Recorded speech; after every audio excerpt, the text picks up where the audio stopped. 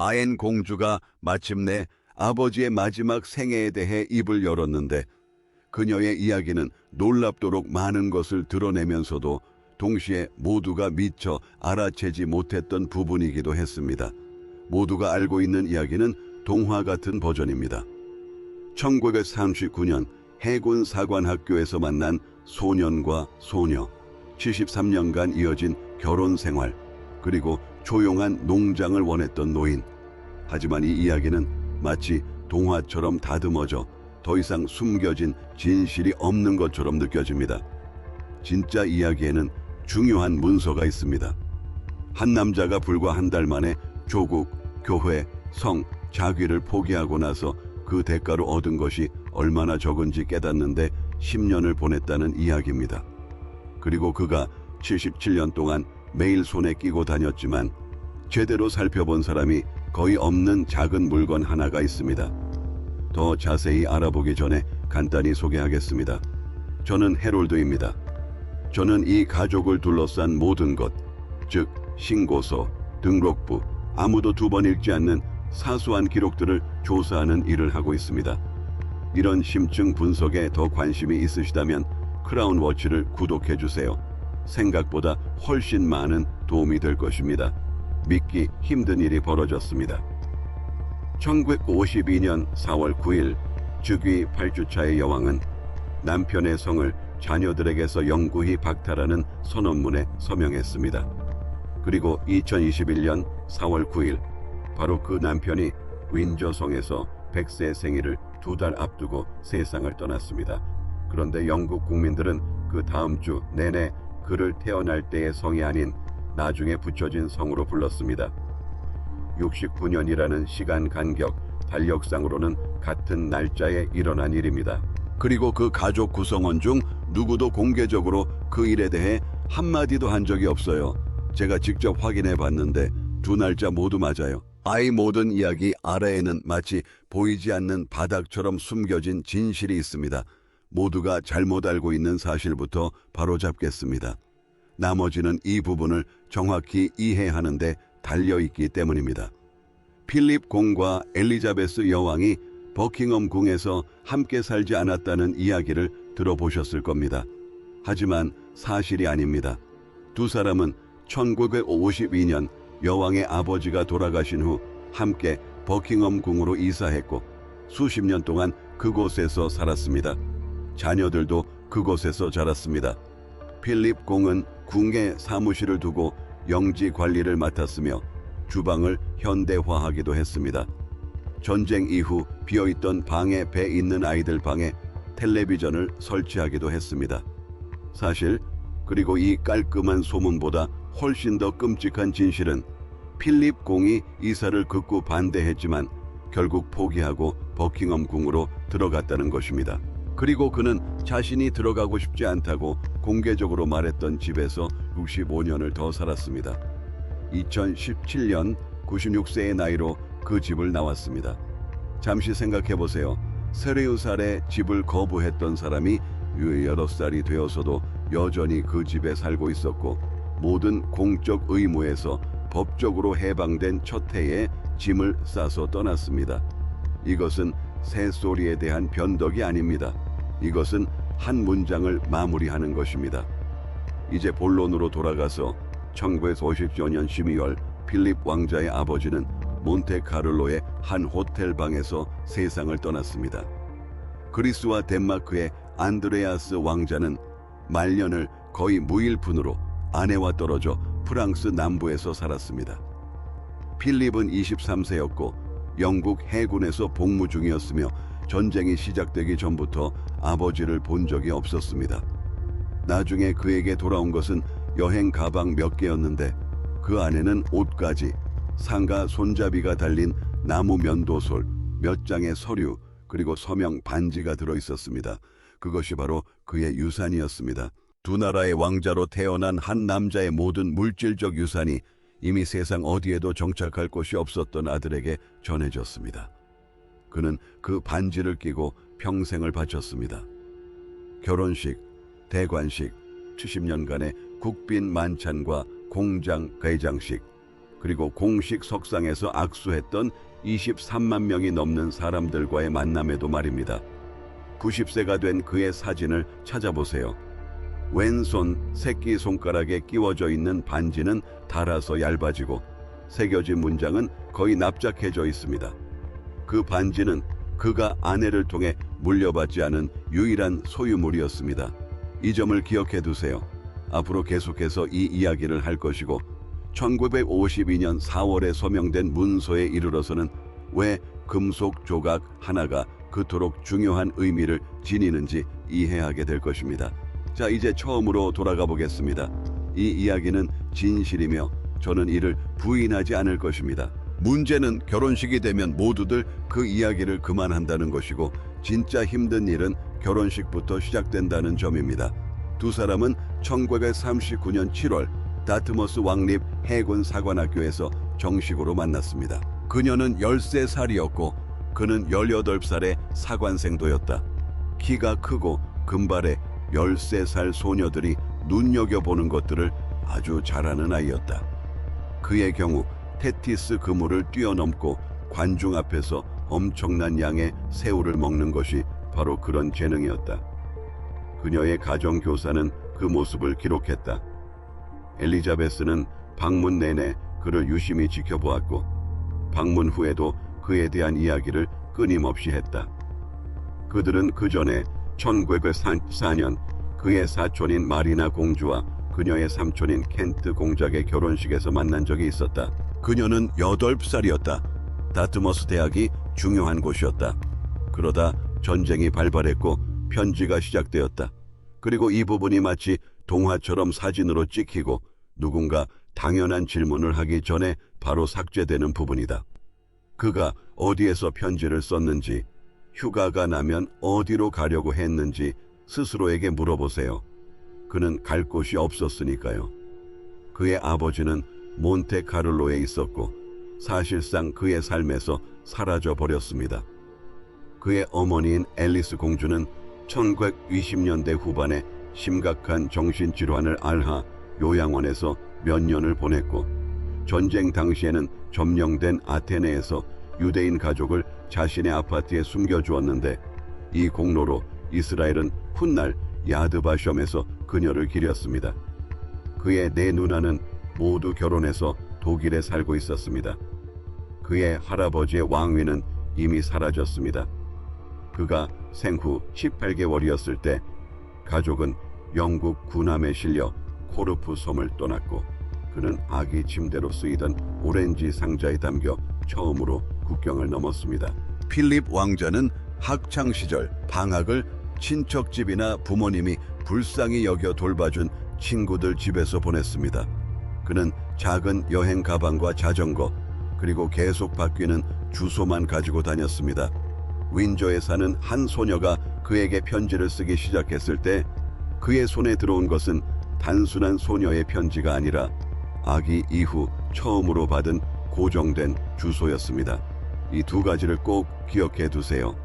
그들의 결혼 생활 전체가 이 두 가지에 달려 있었고 이후에 일어나는 모든 불행 또한 이 두 가지에 기인합니다. 그는 그녀를 사랑했습니다. 70년 동안 그들 곁에 있었던 모든 사람들이 묻지 않아도 그렇게 말합니다. 그는 그녀에게 다른 어떤 것도 바라지 않았고 그 자리에 있던 모든 사람들이 그것을 알고 있었습니다. 그 시절에 또 다른 한 가지가 있는데 그것은 이 이야기 속 모든 복도를 따라 그의 남은 생애 동안 따라다니는 것입니다. 1947년 11월 벨기에 웬드 근처에서 안개 속에 비행기가 추락했습니다. 탑승자 전원이 사망했습니다. 그 중에는 필립 왕자의 여동생 세실, 당시 26세, 임신 8개월과 그녀의 남편, 그리고 어린 두 아들이 있었습니다. 필립은 56살이었습니다. 그는 장례식에 참석하기 위해 독일 다르무슈타트로 갔습니다. 그 장례 행렬 사진이 있는데 꼭 찾아보시길 바랍니다. 그 사진은 어떤 설명보다도 앞으로 50년간의 영국 왕실 역사를 더 잘 보여주기 때문입니다. 검은 코트를 입은 소년이 제복을 입은 군인들의 양옆에 서서 독일 마을을 지나 누나의 관 뒤를 따라 걷는 모습입니다. 그리고 유니폼은 중립적이지 않습니다. 세실의 남편은 나치당에 가입했다. 주변 남자들도 마찬가지였다. 그 소녀는 누나들의 결혼을 선택하지 않았다. 결혼할 당시 그는 어린아이였다. 그는 전쟁 기간 내내 영국 해군에서 복무했고 마타판 고이제이 전투에서 전공을 인정받아 표창을 받았으며 도쿄만에서 일본의 항복을 지켜봤다. 하지만 1946년과 1947년 그가 영국 왕위 계승자와 결혼해야 한다는 이야기가 집안과 클럽, 관공서에서 나왔을 때 그의 전쟁 경력이나 장례식이 아니라 그 사진이 논쟁거리가 되었다. 그가 버킹엄 궁전에 들어가 그녀를 청혼할 때 그가 지니고 있던 두 번째 유산이 바로 그것이었다. 돌아가신 아버지에게서 물려받은 반지와 결코 버릴 수 없는 사진들. 이제 그가 어떤 대가를 치러야 했는지 보세요. 그는 그리스와 덴마크 왕족 칭호를 포기했습니다. 그리스 왕위 계승권도 포기했습니다. 그리스 정교회에서 영국 국교회로 개종했습니다. 영국 시민권을 취득했습니다. 그리고 성이 없었기 때문에 성을 갖게 되었습니다. 그가 선택한 성씨는 마운트배튼이었는데 이는 그의 어머니의 독일계 성인 바텐부르크를 영어식으로 바꾼 것이었습니다. 그런데 바텐부르크라는 성씨 자체도 제1차 세계대전 중에 영국에서 발음이 어색하다는 이유로 바뀌었던 것입니다. 이 모든 과정을 따라가 보면 그 진짜 의미를 알 수 있습니다. 성씨가 없이 태어난 남자는 이전 전쟁에서 불편해진 다른 이름을 숨기기 위해 친척들이 이미 만들어 놓은 성씨를 받게 된 것입니다.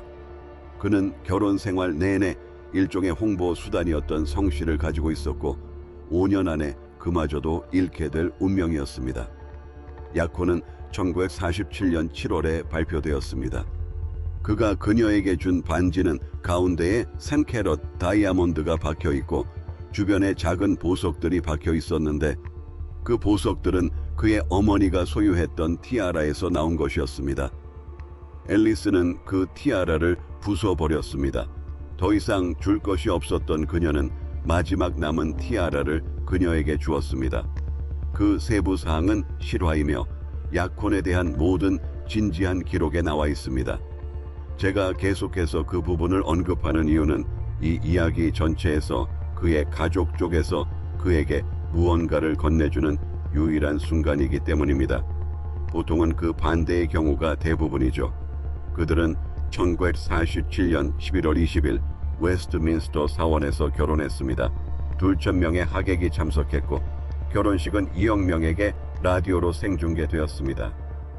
신부는 다른 하객들처럼 배급 쿠폰으로 자신의 웨딩 드레스를 사야 했습니다.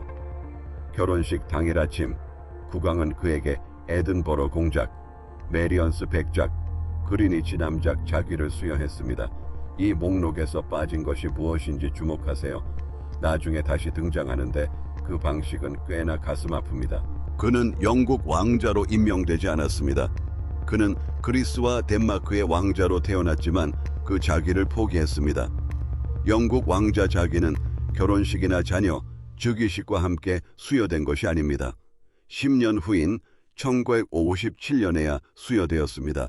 그리고 그의 누이들은 아무도 그 결혼식에 참석하지 않았습니다. 단 한 명도요. 그들 중 3명은 살아있었고 건강했으며 참석할 예정이었지만 전쟁이 끝난 지 2년 후 독일 왕족은 웨스트민스터 사원 내부에서 사진 촬영을 할 수 없다는 결정이 내려졌습니다. 그 장면을 제대로 상상해 보세요. 다큐멘터리에서 단시 단어로만 설명될 만한 장면이지만 그 이상의 설명이 필요합니다. 사원 안에 2,000명이 넘는 사람들, 왕과 왕비, 총리, 유럽 군주의 절반, 신부 가족은 건물 한쪽을 가득 채웠습니다. 그리고 신랑 측에는 그의 어머니, 자신이 설립한 수도회의 회색 수도복을 입은 여인 한 명만이 가족석에 홀로 앉아 있었습니다. 양옆에는 아무도 없었습니다. 그의 직계 가족 중 살아남은 사람은 모두 명단에서 제외되었습니다. 그는 당시에도 그리고 그 후에도 이 일에 대해 공개적으로 아무 말도 하지 않았습니다. 그 세대의 남자들은 모두 모든 것에 대해 아무 말도 하지 않았습니다. 특히 이 가족은 침묵을 거의 하나의 기술로 승화시켰습니다. 여기서 조심해야 할 점은 1947년 당시에는 그러한 배제가 나름의 이유가 있었고 그 결정을 내린 사람들이 괴물은 아니었다는 것입니다. 수용소가 개설된 지 2년 후에는 결혼 사진에 나치 문양인 스와스티카를 넣는 것조차 불가능해졌습니다. 결정을 이해하는 것과 그 결정을 받아들이는 것은 완전히 다른 일입니다. 그리고 그는 두 번째 일을 겪었는데 그것은 건물에 사는 한 친척과 결혼을 시작하는 것이었고 그 남자는 죽은 사람의 반지를 끼고 있었으며 그 반지는 특정 이름으로 되어 있었습니다. 다른 사람들이 그를 위해 모아준 것이다. 그리고 다음 부분은 집안 사람들이 그를 괴롭히기 시작하는 부분입니다. 사소한 것들에 주목하세요. 사소한 것들이 전부입니다. 엘리자베스의 어머니는 당시 기록에 나와 있듯이 그와의 결혼을 원하지 않았습니다. 그 이유는 독일과의 연관성 때문이었고 여러 전기 작가들이 나중에 언급한 그의 별명은 훈족이라는 한 음절짜리 단어였습니다.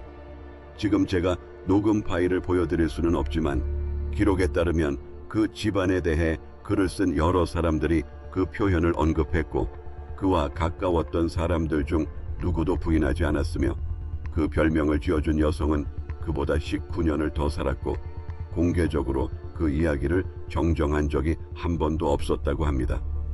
이런 상황이 일상생활에서 어떻게 작용하는지 생각해 보세요. 전혀 극적인 일이 아닙니다. 세상에서 가장 사소한 일이죠. 12명이 모인 방에서 저녁 식사 전에 술을 마시는데 그 방에 있는 모든 사람이 아는 단어가 하나 있습니다. 하지만 그 단어는 그의 앞에서 절대 입 밖에 내지 않습니다. 그럴 필요도 없죠. 그는 대화가 뜸해지는 틈틈이 그 단어가 방 안에서 은근슬쩍 퍼져나가는 것을 느낄 수 있으니까요. 그는 정중하게 하지 않는 농담거리인 겁니다. 그는 그 자리에 있는 사람들 중 유일하게 신경 써야 할 사람이었고 나이는 26살이었습니다. 그는 조국을 위해 6년 동안 총격을 견뎌냈습니다. 이 사람들은 도망쳤고 그는 벨기에의 한 들판에서 여동생과 그녀의 가족 4명을 잃었습니다. 이것이 바로 당신들이 겪는 굴욕입니다. 그리고 이에 대한 어떤 문서도 없습니다. 한 남자가 응접실에 서서 그 자리에 있는 사람들 중 가장 예의 바른 사람인 척하는데 12명이나 되는 사람들이 그의 머리 위에서 그가 중요한 인물인지 아닌지에 대해 온갖 이야기를 나누고 있습니다. 그는 그 말을 믿었습니다. 모든 기록에 따르면 그는 수년간 아무런 반응도 보이지 않고 참고 견뎠다고 합니다. 그러다 1952년 2월이 되었고 그동안 그가 참아왔던 모든 것이 오히려 쉬운 부분에 불과했다는 사실이 드러났습니다. 1952년 2월 이야기를 하기 전에 그 2년간의 좋은 시절에 대해 먼저 이야기해야겠습니다. 그 시절을 빼놓으면 이 이야기가 엉망이 될 테니까요.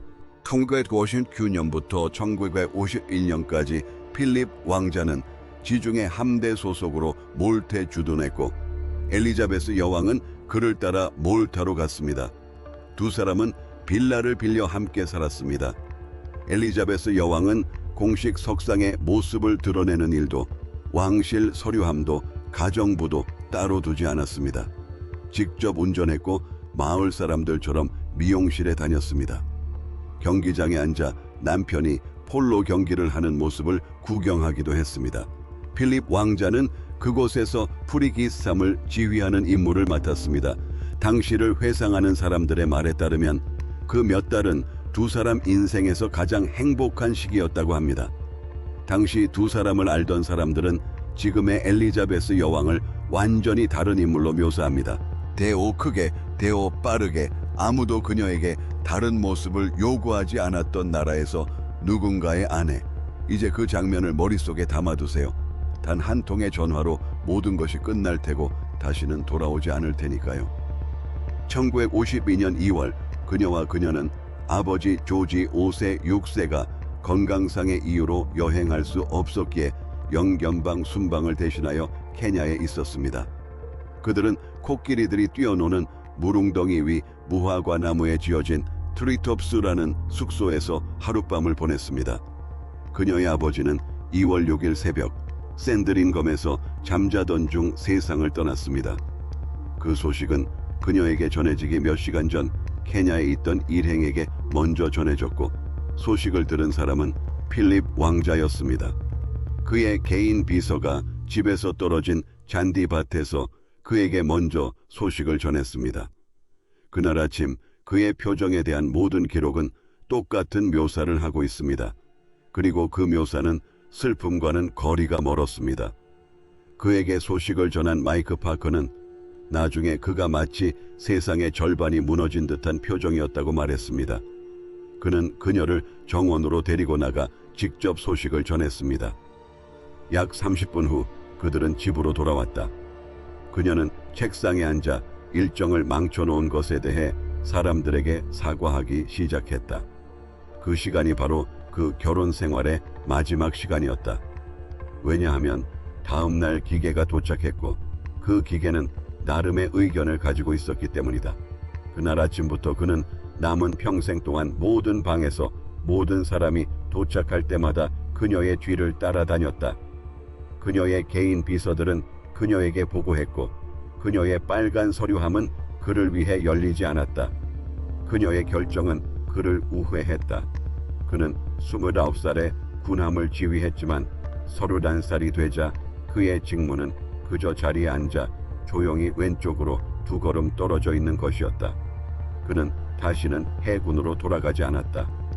그의 인생에서 온전히 자신의 노력으로 이뤄낸 유일한 것이었던 그 경력은 1952년 2월 6일에 막을 내렸고 다시는 열리지 않았다. 그는 32살이었다. 그는 19살까지 살았다. 잠시 그 계산에 대해 생각해 보십시오. 대부분의 사람들은 생각해 본 적이 없을 테니까요.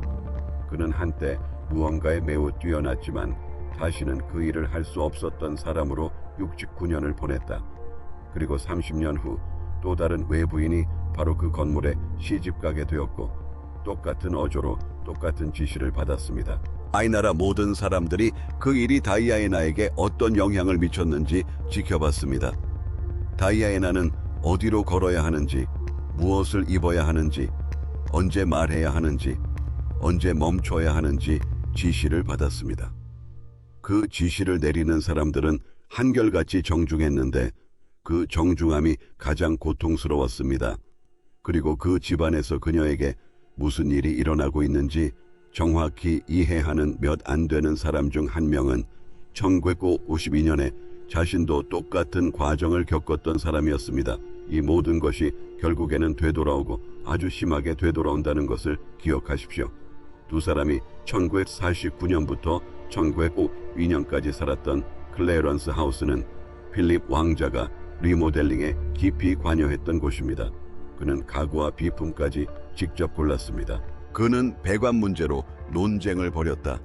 그는 그곳에 작업실을 가지고 있었다. 그곳은 그의 성인 시절에 그와 관련된 모든 것이 처음으로 자리 잡은 건물이었다. 즉위와 함께 버킹엄 궁전으로의 이전이 불가피해졌고 주변 사람들은 마치 밀물처럼 당연한 일로 여겼다. 그는 이에 저항했다. 그는 클레런스 하우스는 일하는 집이지만 버킹엄 궁전은 침실이 있는 사무실 건물일 뿐이며 785개의 방은 박물관이자 기계 장치와 같아서 어린아이 둘을 키울 곳이 아니라고 주장했다. 그는 궁전은 궁궐 신하들이 사는 곳이며 문제의 근원은 바로 그 신하들이라고 말했다. 그 건물에 거주하는 자기를 가진 모든 사람들이 그들에게 반대했다. 정부도 마찬가지였다. 그들은 1952년 5월에 이사했다. 그는 아내 앞에서, 직원들 앞에서, 그리고 이미 그를 어떤 사람으로 생각할지 정해둔 가족들 앞에서 패배했다. 그 후 그의 장모님은 그가 3년 동안 사람이 살 수 있도록 손본 클라렌스 하우스로 이사왔다. 나는 그가 그 시점에 무슨 일이 일어나고 있는지 이해했는지, 아니면 여전히 이 모든 상황을 다음에는 이길 수 있는 별개의 논쟁으로 생각했는지에 대해 계속해서 고민해왔다. 하지만 그가 앞으로 8주 동안 어떤 행동을 하는지 지켜보세요. 개별적인 논쟁에서 지고 있다고 생각했던 사람이 그 다음에 한 행동은 결코 하지 않았을 겁니다. 그에게 남은 건 단 하나였습니다. 첫째, 그는 자신이 할 수 없는 일, 살 수 없는 곳, 가질 수 없는 직업, 그리고 먼저 들어가서는 안 되는 방에 대한 모든 것을 알게 된 것입니다. 그는 아직 자신의 이름에 대해 아무것도 듣지 못했다. 1952년 봄, 그의 이름은 안전해 보였다. 왜냐하면 이름에 관한 규칙은 규칙이라기보다는 관습이었기 때문이다. 기혼 여성은 남편의 성을 따르고 아이들은 아버지의 성을 따르는 것이 이 나라에서 오랫동안 이어져 온 관습이었다. 굳이 기록할 필요도 없었고 물어볼 필요도 없었다. 그의 아이들은 찰스와 앤이었는데 각각 3살과 18달이었다. 그리고 그가 이해하기로는 서류상의 성은 그의 것이 될 것이었다. 문제가 시작될 당시 그가 들고 있던 것이 바로 그것이고, 그 문제는 그가 참석하지 않았던 저녁 식사 자리에서 시작되었습니다. 그 결정에 관한 또 다른 중요한 사실이 있는데 너무 사소해서 간과하기 쉽지만 모든 것을 결정짓는 부분입니다. 1952년 버킹엄 궁전을 관리했던 궁정 사람들은 그녀의 아버지를 위해서도 그리고 그 이전에는 할아버지를 위해서도 궁정을 운영했던 사람들이었고, 그들은 에든버러 공작을 현대적인 사고방식을 가진 젊은이로 여겼으며 제대로 관리한다면 안정적인 삶을 살 것이라고 생각했습니다. 그는 이후 30년 동안 그들 중 일부를 설득하여 부엌과 회계 그리고 몇몇 의식을 바꾸도록 했습니다. 그 기간 동안 그 누구도 그를 아내가 상속받은 건물의 온 손님 이상으로 대하지 않았습니다. 브로드랜즈는 햄프셔에 있는 저택으로 필립 공의 삼촌이자 20세기 영국 공직 생활에서 가장 야심찬 인물이었던 루이스 마운트배튼 경의 소유였습니다. 루이스 마운트배튼은 평생을 자신의 가문을 아버지의 몰락에서 다시 정상으로 끌어올리는 데 바쳤고, 필립 공은 그 과정에서 중요한 역할을 했습니다.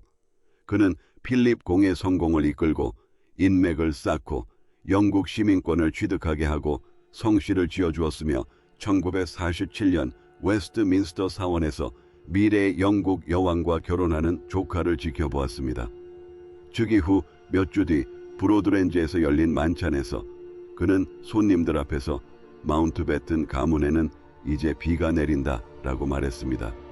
그 말은 식당을 빠져나와 2개주를 가로질러 마버 하우스까지 하루 만에 전해졌습니다. 마베오 하우스는 엘리자베스 여왕의 할머니인 메리 여왕이 살았던 곳입니다. 온라인상의 소문이 사실과 다르기 때문에 이 부분을 정확히 밝히고 싶습니다. 그녀는 필립스 가문과 직접적인 혈연 관계가 전혀 없었습니다. 그녀는 조지 호세의 미망긴이었고 84세였습니다. 빅토리아 여왕 재위 시절 켄싱턴 궁에서 태어난 그녀는 남편 조지 5세가 독일과의 전쟁 중 폭도들로부터 왕실을 지키기 위해 가문의 성을 작센 코베르크 곶에서 윈저로 바꾸는 것을 직접 목격했습니다. 그녀는 이미 생전에 독일계 성씨 때문에 영국 왕실이 무너지는 것을 내부에서 본 것입니다. 당시 반응은 즉각적이었고 그 직설적인 표현은 기록으로 남아 있습니다. 그녀는 에든버러 공작이 가문의 성이 자신과 무슨 상관이 있다고 생각하는지 알고 싶어 했습니다. 그녀는 손녀를 찾아가지 않고 정부에 직접 항의했습니다. 그녀의 개인 비서가 그 내용을 윈스턴 처칠의 개인 비서에게 전달했고, 처칠은 내각에 보고했으며 내각은 의견을 제시했습니다. 지금 무슨 일이 벌어졌는지 이해하려면 그 과정 자체가 전체 이야기라는 점을 알아야 합니다. 이 나라의 다른 가정에서는 부엌에서 두 사람이 나누는 대화 정도로 사소한 남자의 성씨에 대한 논쟁이 결혼 생활에서 완전히 배제되었습니다. 이제 그것은 총리의 소관이 되었습니다. 필립 왕자는 아무런 의견도 묻지 않았고 어떤 회의에도 참석하거나 어떤 자료를 제출하거나 어떤 설명을 요구받지도 않았습니다. 아무도 그에게 편지를 쓰지 않았습니다. 그의 이름은 그와 상의조차 하지 않은 사람들이 그가 들어갈 수 없는 방에서 결정되고 있습니다. 그의 아내는 정부의 입장을 전달받았고 그 정부의 입장은 단순한 제안이 아니었습니다. 1952년 4월 9일 엘리자베스는 의회에서 선언을 했습니다. 그게 뭔지 10초 안에 설명해 드릴게요. 왜냐하면 그 이후 모든 걸 결정짓는 중요한 일이니까요. 선언문과 추미론은 군주가 중세시대부터 존재해온 고위 자문기구인 추미론 앞에서 공식적으로 입장을 표명하는 것입니다. 일단 발표되고 승인되면 단순한 의견이나 선호가 아니라 왕위의 확정된 입장이 되며 새로운 왕이 즉위할 때까지 효력을 유지합니다. 그 선언문에는 엘리자베스 2세 여왕과 그녀의 자녀들이 윈저 가문으로 불리게 되고 그녀의 후손들은 윈저라는 성을 사용하게 된다는 내용이 담겨 있었습니다. 단 한 장, 단 한 번의 회의, 즉위 8주 만에 나온 선언이었죠. 그의 자녀들은 그의 성을 물려받지 못하게 된 겁니다. 가문도 그 어떤 것도요. 그런데도 여왕은 서명했습니다. 그녀는 25살이었고 즉위한 지 겨우 2달밖에 되지 않았습니다. 할머니는 남편에게 반대 입장을 표명했고 총리는 그녀에게 해결책을 알려주었습니다. 저는 여왕에게 다른 방법이 없었다고 생각합니다. 그리고 만약 그녀가 다른 방법이 있었다고 말하는 사람은 25살의 여왕이 그 자리에 오르면서 어떤 책임을 져야 하는지 제대로 생각해 본 적이 없는 겁니다. 그럼에도 불구하고 그녀는 서명했습니다. 문서라는 게 바로 그런 역할을 합니다. 문서가 있으면 누가 원했는지에 대한 의문 자체가 사라지죠. 그가 나중에 한 말은 73년 만에 그 남자가 대중에게 자신의 존재 규모를 드러낸 유일한 순간이었습니다. 그것도 사적으로 한 말이었는데도 결국 세상에 알려졌죠. 나는 그저 피투성이 아메바일 뿐이야. 그는 이렇게 말했습니다. 나는 이 나라에서 자기 자식에게 이름을 지어줄 수 없는 유일한 사람이야. 두 번째 문장을 다시 천천히 읽어보세요. 자기 연민이나 투정이 아닙니다. 사실을 말하는 겁니다. 1952년 영국에서는 테러리스트 소굴, 탕왕촌, 허름한 집, 어디에 살든 모든 남자가 그에게는 없었던 당연한 권리를 가지고 있었습니다. 부두 노동자도 죄수들도 그 권리를 가지고 있었죠. 그는 섬 전체에서 유일한 예외였고 그 예외는 아내의 할머니의 요청에 따라 주 정부가 서면으로 특별히 그를 위해 만들어낸 것이었다. 이것이 이 결혼의 추악한 점이다. 그리고 이와 관련해서 당신이 주목해야 할 한 가지가 있다. 아이 결혼에는 불륜이나 고함, 물건 투척, 별거, 변호사 개입 같은 건 전혀 없었습니다. 제가 지금까지 말씀드린 모든 내용은 공개적으로 날짜와 내용이 기록되어 있습니다. 이 결혼에 금이 간 것은 서류 작업 때문이었고 그것도 결혼 후 8주 만에 벌어진 일이었습니다. 두 사람은 그 후 69년 동안 단 한 번도 공개적으로 이 문제를 언급하지 않고 살아갔습니다. 이 상황을 잘 생각해 보십시오. 그는 1952년 4월에 사망 소식을 들었고 2021년 4월에 세상을 떠났습니다. 그들이 맞이한 모든 결혼 기념일, 세례식, 결혼식, 심지어 자녀들이 그의 앞에서 서명할 때마다 그 서류는 항상 그 아래에 있었고 다시는 꺼내보지 않았습니다. 서류 작성에 대한 두 번째 선언도 없었고 공식적인 사과도 없었습니다. 30년 후 같은 가족이 19세 소녀를 데려와 옷을 입히고 교육하고 잘못된 점을 바로잡아주고 그녀를 재건해 주었습니다. 그리고 그 후 많은 선량한 사람들이 아무도 그녀에게 해를 끼치려 하지 않았고 모두 최선을 다했다고 말했습니다. 1952년에도 마찬가지였습니다. 그 추미론 회의에 참석한 누구도 그를 미워하지 않았습니다. 바로 그 점이 상황을 더 악화시키는 것이지 좋게 만드는 것이 아닙니다. 제가 처음에 이 이야기에서 중요한 작은 물건 하나가 있다고 말씀드렸는데 이제 그 이유를 알 수 있을 겁니다. 그 남자가 가진 모든 것은 아내를 통해 얻었거나 아내의 집안에서 빼앗은 것이었습니다. 집도, 성도, 직업도 모두 아내의 것이었습니다. 아이들은 왕실의 명령으로 아내 가문의 성을 따랐습니다. 그의 왼손에 낀 서명 반지는 그의 혈통에서 물려받은 유일한 물건이었습니다. 그 반지는 몬테카를로의 한 호텔 방에서 면도솔과 함께 트렁크에 담겨 도착했습니다. 그는 77년 동안 단 한 번도 그 반지를 빼지 않았습니다. 그 어떤 사진에서도 그의 모습은 찾아볼 수 없습니다. 그 반지가 그에게 어떤 의미였는지는 아무도 확인해주지 않았습니다. 그리고 그는 그가 남은 인생을 어떻게 보내는지 지켜보세요. 사람은 다른 방식으로 자신의 입장을 분명히 하니까요. 라고 말한 적도 없습니다. 1954년 6월 2일 웨스트민스터 사원에는 8,000명의 사람들이 있었고 2,700만 명이 텔레비전으로 시청했습니다. 당시 영국 역사상 가장 많은 시청자 수였습니다. 그의 아내가 대관식을 치렀습니다. 그는 왕위 계승자가 아니었습니다. 왕비는 왕관도 왕좌도 자신만의 대관식도 없습니다. 관련된 모든 사람들은 이 사실을 알고 있었고 아무도 문제 삼지 않았습니다. 이제 본격적인 대관식 순서가 시작됩니다. 대관식 후에는 경의를 표하는 의식이 시작됩니다. 이 경의 표식은 웨스트민스터 사원에서 가장 오래된 의식 중 하나입니다. 왕국의 고위 관리들이 한 명씩 앞으로 나와 군주 앞에 무릎을 꿇고 군주의 손 사이에 손을 얹고 맹세를 합니다. 필립 왕자는 대주교들보다 공작들보다 영국에 있는 모든 부두보다 먼저 앞장섰습니다. 그는 예복을 입은 채 계단을 올라가 왕관을 벗고 생방송 TV에 방영되는 자신의 아내 앞에 무릎을 꿇고 나 에든버러 공작 필립은 당신의 생명과 신체 그리고 세상에서의 지위를 맹세합니다. 라고 말했습니다. 오늘 제가 설명할 예스 표현 중 두 번째이자 마지막 표현이므로 이 구절의 의미를 20초 안에 설명해 드리겠습니다. 레게맨은 맹세한 신하를 의미합니다.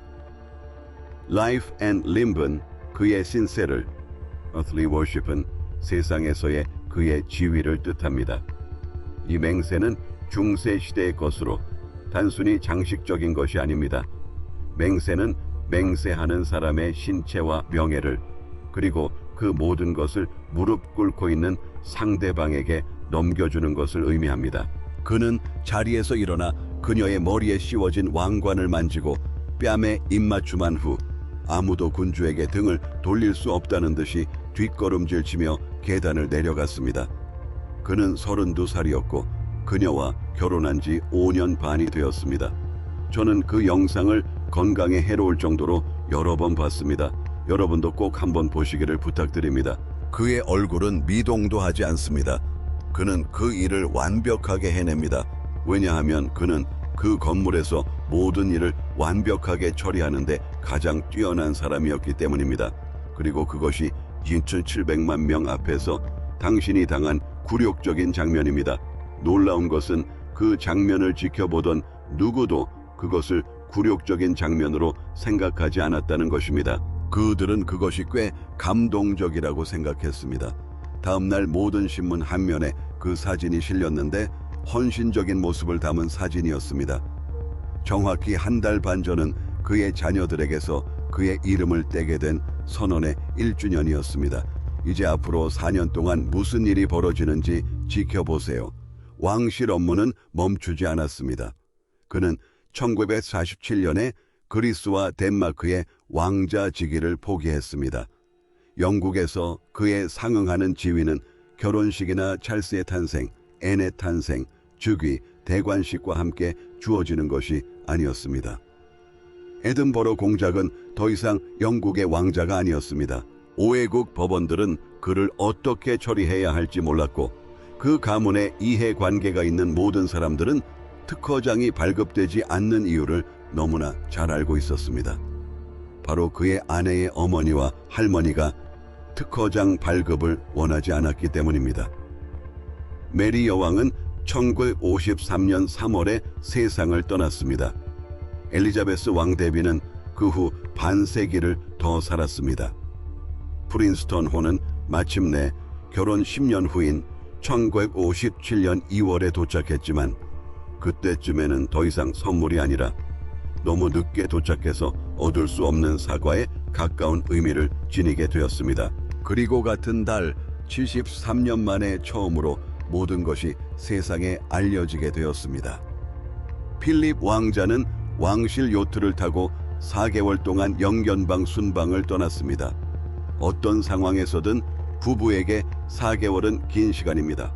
언론은 그 기간이 얼마나 되는지 알아냈고 그 이야기는 약 11일 만에 전 세계로 퍼져나갔습니다.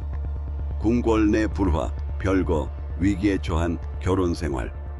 버킹엄 궁은 1957년 2월 거의 하지 않는 행동을 했습니다. 바로 공식적인 입장을 밝힌 것입니다. 공보실은 여왕과 에든버러 공작 사이에 불화가 없다는 것을 공식적으로 부인하는 성명을 발표했습니다. 그게 얼마나 비정상적인 일인지 이해해야 합니다. 그 건물은 한 세기 동안 논평하지도 확인하지도 부인하지도 않는 것을 운영 원칙으로 삼아왔습니다. 기사에 답하면 그 기사가 또 한 주 동안 회자된다는 생각 때문이었죠. 그런데 그들은 그 규칙을 어기고 불륜 루머에 대해 지금까지 밝혀진 사실과 일치하는 말을 했습니다. 그리고 그들이 답함으로써 그 결혼 생활에 뭔가 중요한 것이 있어서 공개적으로 변호해야 한다는 것을 온 나라에 알리는 꼴이 되었습니다. 바로 그 순간 이 이야기는 더 이상 사적인 이야기가 아니게 되었습니다. 1957년 대중은 처음으로 그 진실을 보게 되었습니다. 그리고 그들이 본 것은 다른 곳에 가 있는 한 남자의 모습이었습니다. 그리고 3년 후 상황이 바뀌었습니다. 1960년 2월 8일 엘리자베스 여왕은 왕실 칭호를 사용하지 않는 자신의 후손들이 마운트배튼 윈저라는 성을 사용하도록 하는 행정명령을 발표했습니다. 당시 그녀는 앤드류 왕자를 임신 중이었습니다. 일각에서는 그녀가 1952년의 결정에 오랫동안 불만을 품고 있었다고 전합니다. 어떤 이유에서든 그 시기는 기록으로 남아 있습니다. 그리고 그때쯤에는 메리 여왕은 이미 서거했고 처칠은 총리직에서 물러난 상태였습니다. 그리고 그 원래의 법령 제정을 강행했던 두 사람은 더 이상 그 자리에 없었습니다. 8년, 왕족이 아닌 후손들에게 적용되는 이 법령에 그의 이름이 기록되기까지 걸린 시간입니다. 칼슨은 그 법에 포함되지 않았습니다. 앤도 마찬가지였습니다. 1952년 4월 당시 살아있었던 두 아이, 이 모든 분쟁의 핵심이었던 성을 가진 두 아이는 윈저 성을 유지했습니다. 그는 주요 권리는 얻었지만 자녀들을 되찾지는 못했습니다. 그 성이 처음으로 공식 석상에 등장한 것은 11월 14일 애니 웨스트민스터 사원에서 마크 필립스와 결혼하여 혼인신고서에 앤 마운트배튼 윈저라고 서명했을 때였습니다.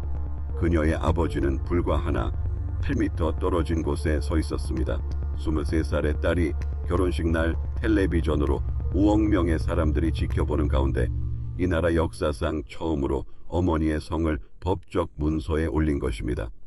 이것이 이 모든 이야기에서 승리에 가장 가까운 순간이었습니다. 그리고 그 과정은 26년이나 걸렸습니다.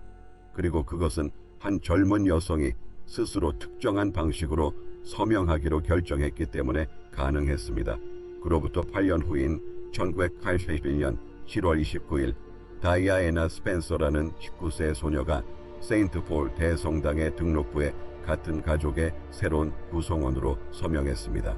그리고 필립 왕자는 6피트 떨어진 같은 자리에 서서 30년 동안 그에게 어떤 호칭을 사용할 수 있는지 설명해온 기관에 또 다른 외부인이 합류하는 모습을 지켜보았습니다. 다이아애나의 결혼 생활은 1990년대 초 대중 앞에서 파탄에 이르렀습니다. 그리고 그 가족 내에서 그녀에게 편지를 쓴 사람은 필립이었습니다. 그 편지들은 읽어본 사람들과 다이애나의 측근들에 의해 묘사되었는데 당시 필립에 대한 고정관념은 공장 개업식에서 엉뚱한 말을 내뱉는 거친 늙은 선원이었기 때문에 모두를 놀라게 했습니다. 편지는 길었고 조심스러웠으며 그녀가 처한 상황을 이해하려는 노력이 담겨 있었습니다. 그는 편지에 피해라고 서명했습니다. 시간이 흐를수록 편지의 어조는 점점 더 날카로워졌습니다. 다이애나는 필립이 아들을 망치고 있다고 생각하는 행동들을 계속했습니다. 물론 그 편지들이 처음부터 끝까지 순탄했던 것은 아닙니다. 하지만 그 편지들은 필립이 쓴 것이지 그 건물에 있던 다른 누구도 쓴 것이 아닙니다. 두 사람이 사이가 틀어진 이유는 두 사람 모두 그 건물에 있던 누구보다도 잘 알고 있었던 것, 즉 외부에서 들어와서 무엇을 해야 하는지 정해져 있었다는 사실이었습니다. 얼마 전 이 영상 중 하나에 달린 댓글이 아직도 제 머릿속에서 떠나지 않습니다. 그들은 왕실이 결혼하는 사람들을 갈라놓지 않고 그들에게 자리를 내주지 않으면서 그 후에 벌어지는 일에 놀라는 척한다고 썼습니다. 그 세대의 두 사람이 그 사실을 증언할 수 있었는데 그중 한 명은 1997년에 세상을 떠났습니다. 1997년 9월 첫째 주 비행기 추락 사고와 장례식 사이 며칠 동안 가족들은 벨모레올에 있었고 두 아들이 어머니의 관 뒤를 따라 런던 중심가를 지나 100만 명의 인파 앞에서 걸어야 할지 여부가 논의의 핵심이었습니다. 찰스는 그들이 그렇게 하기를 원했지만 다른 사람들은 반대했습니다. 소년들은 15살과 12살이었습니다. 이 문제를 결정한 사람은 그들의 할아버지였는데 그가 결정을 내린 방식은 여러 곳에서 동일하게 전해지고 있습니다. 그는 윌리엄에게 만약 네가 걷지 않는다면 나중에 후회할 거라고 말했습니다. 그리고 논쟁을 끝낸 말을 했습니다. 내가 걸으면 너도 나와 함께 걸겠니? 그는 76세였습니다. 그는 그 행렬에 참여할 의무가 없었습니다. 하지만 그는 15살 소년이 혼자가 되지 않도록 스스로 그 행렬에 참여했습니다. 저 남자의 일생을 보세요. 그리고 저 문장을 보세요. 나라도 집도 이름도 없는 한 소년이 시집간 집안에서 똑같은 대우를 받으며 45년을 견뎌냈고 76세의 나이에 남의 5살짜리 아이와 함께 런던 거리를 1마일이나 걸었습니다. 그 소년은 혼자 서 있는 게 아니었습니다. 그 집안 누구도 그 주의 그 두 소년을 위해 그보다 더 많은 일을 해준 사람은 없었고 그는 그 후로 단 한 번도 그 일을 언급하지 않았습니다. 자, 이제 결말입니다. 2017년 5월 버킹엄 궁은 에든버러 공작이 그해 8월부터 공식 석상의 모습을 드러내지 않을 것이라고 발표했습니다. 그는 95세였습니다. 그의 마지막 단독 공식 행사는 버킹엄 궁전 앞마당에서 비가 내리는 가운데 열린 해병대 사열이었는데 그는 코트도 입지 않고 그 자리에 서 있었습니다. 그 후 그는 우드팜으로 갔습니다. 우드팜은 노포역의 샌드링검 영지에 있습니다. 침실은 5개였지만 어느 하나 웅장하지는 않았습니다. 부엌은 문을 닫아도 난방이 될 정도였습니다. 2~3명의 하인들이 보이는 풍경이었습니다. 그는 책, 이젤, 편지, 그리고 마차 운전에 관한 많은 서신들을 챙겨갔습니다.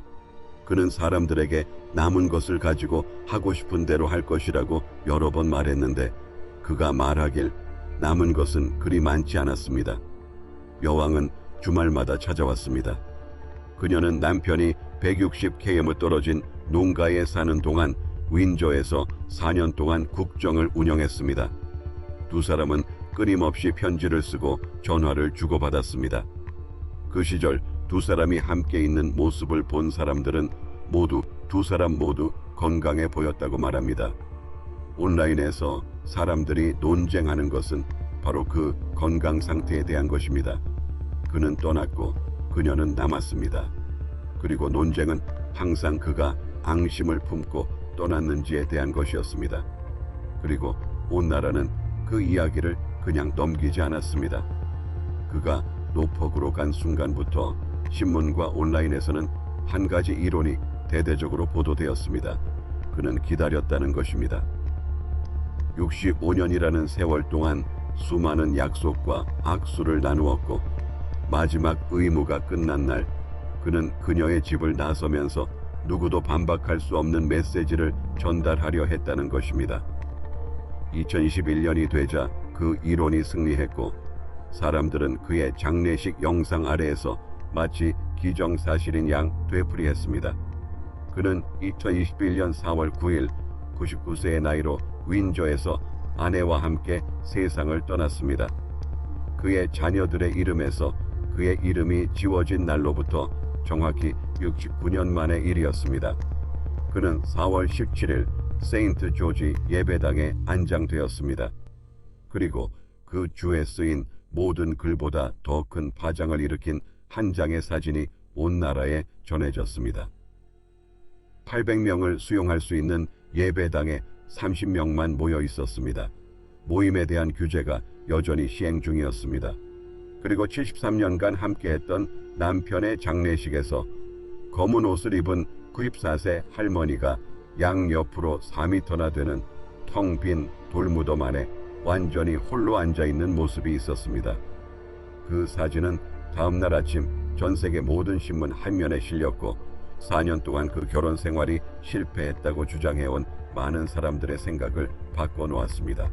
그리고 이제 제가 처음에 숨겼던 이야기를 해드려야겠습니다. 그해 가을 ITV에서 그의 자녀들이 그에 대해 이야기하는 다큐멘터리를 방영했는데 앤 공주와 에드워드 왕자가 함께 출연했을 때 인터뷰어가 그들에게 직접적으로 질문을 던졌습니다. 바로 아버지께서 노르망디에 가신 것은 어떤 주장을 하기 위해서였습니까? 라는 앙심을 품은 질문이었죠.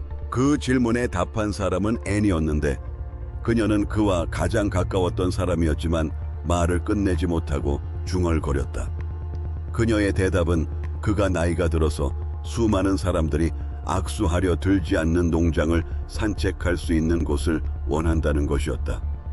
다음 날 아침 모든 신문 헤드라인이 그 내용을 보도했다.